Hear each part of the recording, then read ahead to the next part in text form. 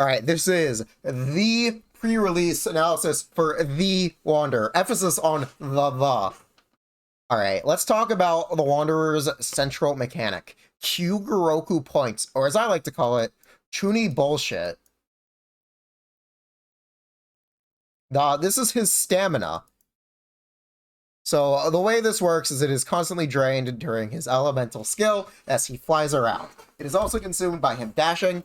While he dashes, he can, or while he is in the air, he can do normal charge attacks, which are empowered by his E skill. So what that means is TLDR, you're going to press E, you're going to jump in the air, you're going to spam N3, N2C, or N3C, or even just straight CA spam. He has a dash passive to counteract his dashing during taking away. No, he has a passive to counteract dashing, taking away from his E skill uptime. And the way that works is the more he auto attacks, he has a chance for a free dash, which also does some damage. I believe the statistics on this is it is every 4 hits is 90% likelihood to proc, but don't quote me on that. We're all gonna be calling it blue stamina in a week. Chuni bullshit. Alright, now let's real quick touch on his sets. There are going to be 2 major options for his sets, and by 2 major options, I mean there really is only one, but we're all going to cope on the other option. So his 4-piece set, Desert Pavilion, is actually his best in slot by a pretty significant margin. It's competitive with the alternative without counting for any of the drawbacks of Shimenawa's, and without accounting for the attacks, the attack speed that Desert Pavilion gives you. So yeah, this is significantly better than this, but I'm gonna choose to use Shimenawa's for the time being, unless I see him actually lagging behind. How much better is his best in slot to Shimenawa? I believe it's 9%. Also, yeah, I think it's 9% off the top of my head. It is significantly better. But possibly be less if you go for the burst. I don't know. Get full grid on Shim. Yeah, the argument for Shimenawas is everyone has already farmed it. It is very efficient to use Shimenawas on him. Speaking of Shimenawas, you might think the energy is a drawback on Scaramouche. Not necessarily the case. Scaramouche has a very nice ER rec of 0. Why do I say that, and what do I mean by that? Technically, he would need ER to burst every rotation, but luckily for Scaramouche, very similar to characters such as Hu Tao or Yoimiya, he doesn't need to burst. In fact, it can even be a DPS loss in some teams at C0. Simply just burst every other rotation. Burst when you need it. You don't need to burst. Burst whenever. His main stats are pretty simply going to be crit, animo attack percent. But if you have C2, you're going to get more HP particles anyway. You're still not really going to try to build ER. Especially if your Faruzan is not C6, ER needs are going to be just too high to be worth building. To put it simply. He's got a couple different weapon options. It's a shame that his best free-to-play weapon was only available from a limited-time event. What I mean by free-to-play, I mean literally free-to-play. Dodoko Tails looks like a very viable weapon on him, especially if you're mixing in his charged attacks. If you're not mixing his charged attacks, you're not going to want to use Dodoko, because you won't be able to trigger the passive. But it is nice. Lee Rave, yeah. There are a couple other weapon options, most notably his signature weapon, which is Tolotolo's Remembrance, aka the Bell, the 5-star Bell, because it's a bell. Ding donk, ding donk. There is Solar Pearl is for a 4-star weapon option from the Battle Pass. Very good, but between Solar Pearl and Tolotolo's Remembrance, there exists Lost Prayer, Memory of Dust, and Atlas is dependent on Refine to be better than Solar. And Team, because he can stack attack percent very easily. Right, that's his weapons. What else do we need to talk about? When shielded, is Memory of Dust his best in slot? No. Is it viable? Yeah. It'll take him time to stack it. He doesn't have an ability. He doesn't have a way to instantly stack it like a character such as Ching would. The Bell is best in slot, noted. Yup. Alright, we can talk about teams. I'm sure everyone wants to know about his quote-unquote signature support, Faruzan. So what Faruzan does is she provides... It's going to be about 36 damage percent and 30% shred. Now, the shred is the significant thing. Regarding the damage percent, the talent scaling for Faruzan is roughly 1.8 damage percent per talent level. What does that mean? In practice, just get your Faruzan to 60 out of 70 or even 60 out of 60 and only level up her burst talent.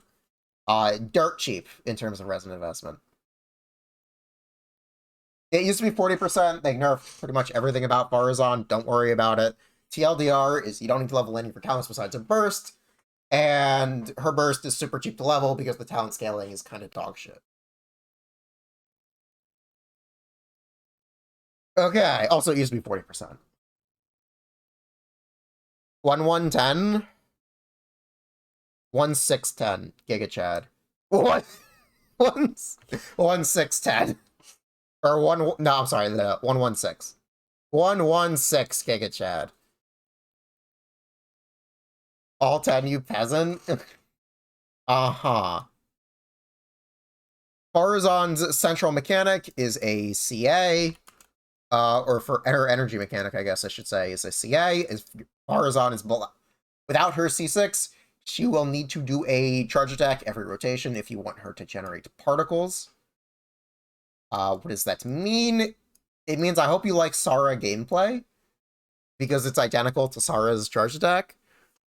You will not be, you pretty simply will not be generating particles on this character without doing a Sara charge attack without C6. With C6, her burst also gives you an effect where every 3 seconds you can do a E-skill from Faruzan, which is the particle effect that's tied to her charge attack normally that will generate particles from off-field. If that makes sense. I think that explanation makes sense. So Faruzan's charge attack, particles, C6, charge attacks off-field, particles off-field. I believe it is 2 particles every time, which is okay. It could be better. It's good when you're C6, because when you're C6, you're going to get 3 or 4 instances of these particles. As opposed to C0, where you're going to get 0 or 1 instance of these particles. That kind of sucks, actually. We can also quickly touch on Zhao. What does that mean? But if we're talking about getting only 3 particles for double, or 3 procs, planning around 3 procs for C6, for Zhao, you're going to want about 140 ER if you're only playing with the 2 of them. If you're playing with triple Animo, it'll be a little bit lower, like 120, 130.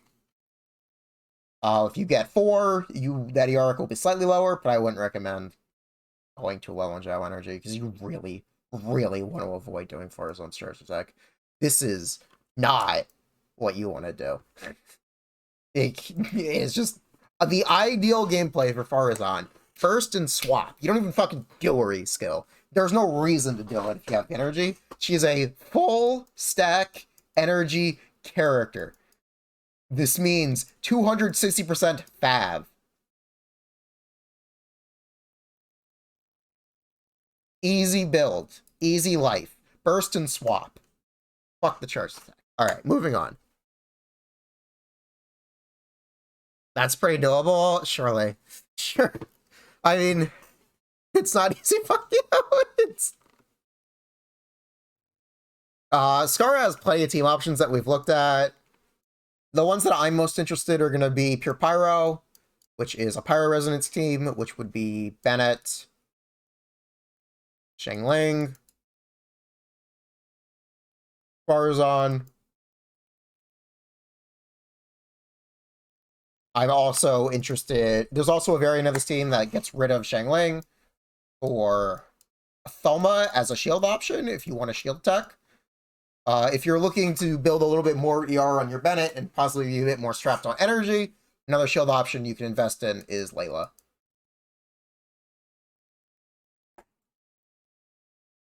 Other teams I would recommend would be something like a double Hydro, like Yelan Jingzhou.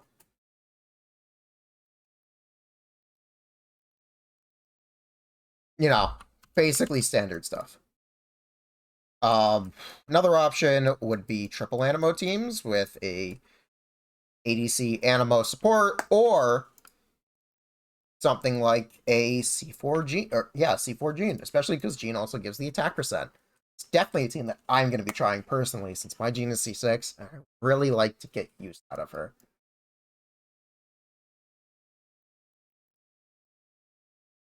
I'm really going to hope for Gene Bennett Faruzan.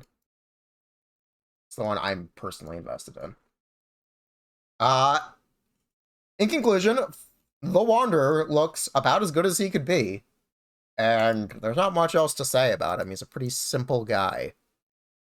Alright, so one thing I forgot to talk about in the real quick video is, one thing, these are our DPS calculations that we do based on the pre-release numbers. Some of these are up to date, some of these are not. Do not take this as correct currently.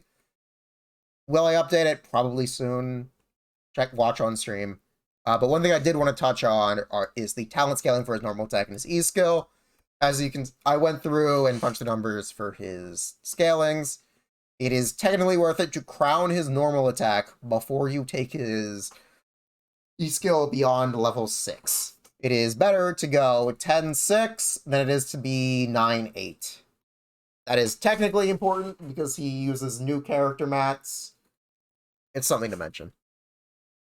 Oh yeah, I stream on Twitch, twitch.tv/jstern25. Follow me. I stream every night at 7 EST to about 11 or 12.